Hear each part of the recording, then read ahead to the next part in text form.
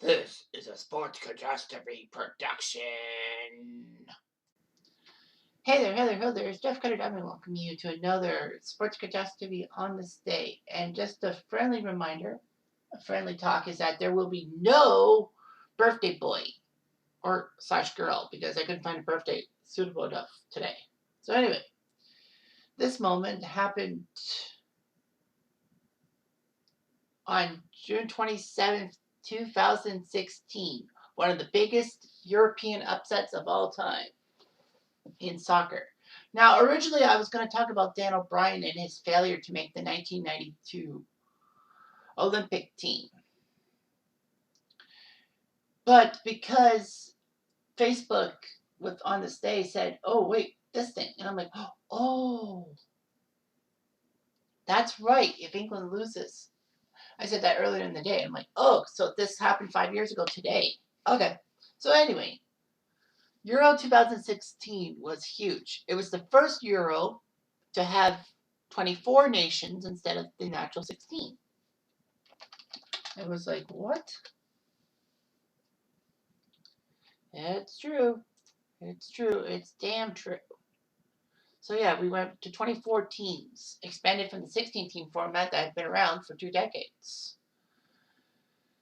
So basically 6 groups of 4, top 2 move on, and the 4 best third place teams would move on. So basically France won the rights to host, and they did a pretty good job. So let's go through the groups first. Group A saw France win the group of Switzerland, Albania, and Romania. Well, it was easy for France and Switzerland to be 1-2. I figured that was going to happen. Group B saw Wales shock everyone by winning Group B alongside England, with Slovakia and Russia taking 3rd and 4th. Russia really sucked. That's weird how Russia sucked in Euro 2016, and now they've sucked in Euro 2020. But in the World Cup, they got to the quarterfinals. So yeah, Wales shocked a lot of people. Well, England screwed themselves over by tying Russia and tying Wales, missing out on a key group game. Group C saw Germany and Poland both qualify with 7 points, 2 wins and a tie. They had to go with goal differential because they tied 0-0 on the second day of competition. Northern Ireland beat Ukraine, but Ukraine just sucked that year. So yeah, Germany and Poland were basically just decent teams. Group D saw Croatia and Spain move on. Well, first, second, with Turkey and the Czech Republic being left behind.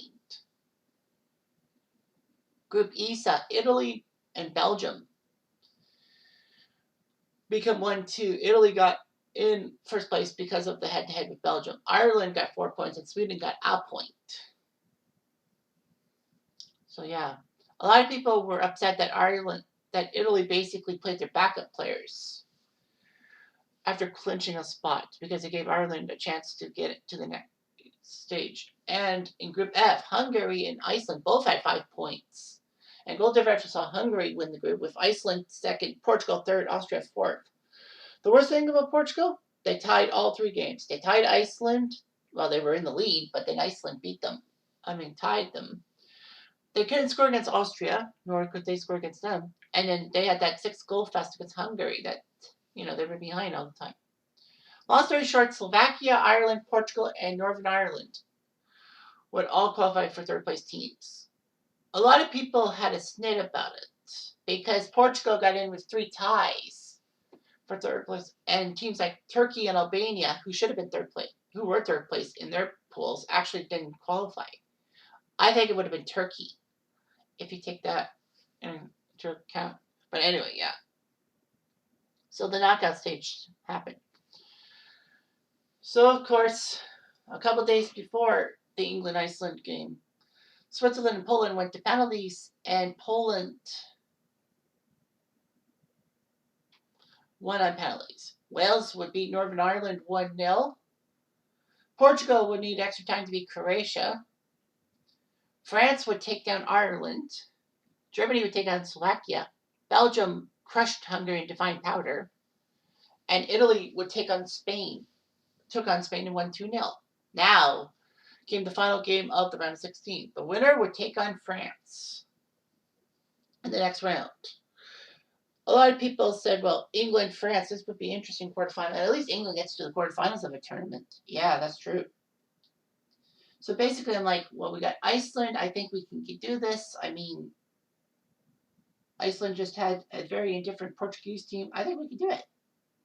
How wrong I was.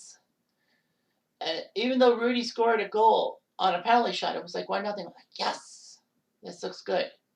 However, Iceland goes by Sigurdsson and Sigborsson. I apologize for my pronunciation. Sometimes I can't do that. Iceland won the game 2-1. Even though the goals were scored in the first 20 minutes, it's like England now has 70 minutes to rescue it. And they didn't. I was like, what the hell? I mean, okay, in a sense, England probably would have got crushed by France. But still, a quarterfinal is a quarterfinal, fuck. So guess what that meant? You got it. The embarrassment of being an English soccer fan. This seemed to be one of the biggest upsets in Euro history. It's not the greatest upset in history because Greece took care of Portugal in the final and all that. But Iceland, a country with like 1 million people, like crap. Like Toronto's 6 times the size of it by population. So anyway, France would crush Iceland to find powder 5-2. Kind of figured. And as we all know, to my annoyance, Portugal would go on to win Euro 2016 1-0 over France, even without Cristiano Ronaldo, who was injured and had to be subbed off. But still, England losing Iceland was just pure stupidity on my mind. Now, granted, England did get a better team and did do better for the 2018 World Cup, getting to the third place game and losing. But still, I mean, ugh. And England's got to play Germany next in the knockout stages of Euro 2020. I'm like, uh-oh. I'm preparing myself for mass weeping somehow. Anyway, I'm Jeff Diamond. I do.